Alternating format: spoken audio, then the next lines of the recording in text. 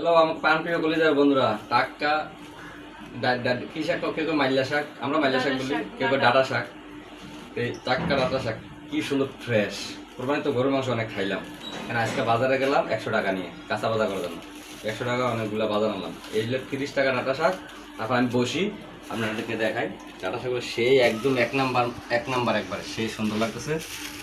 তারপরে গরুর মাংস তো অনেক খাইলাম, গরুর মাংস খাইয়ে তো আর রুচি পায় না, গরুর মাংস তো বেশি খাওয়া যায় না, খাওয়ার মতো না।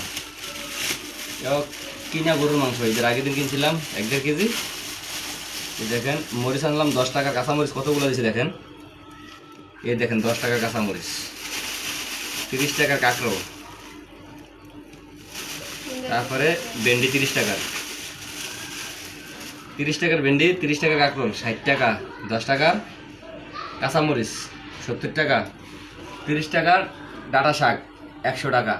আসলে এখন বর্তমানে এরকম বাজার পরিস্থিতি হলো, আমরা গরিবেরা কিন্তু কি বাজার করে সন্তুষ্টভাবে কি খাওয়া সম্ভব, কিন্তু সব এখানে সবগুলোতে এখানে অফিস বন্ধ, তো এই কারণে মানুষ সব বাড়িতে, তো এই কারণে তখন একটু দাম কম।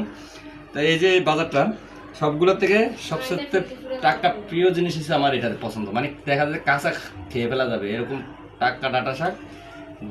1 পিস, 2, 3, 4, 5, 6, 7, 8, 9, 10, 11, 12, 13 পিস, 13 পিস ডাঁটা শাক মাত্র 30 টাকা, সেই সুন্দর।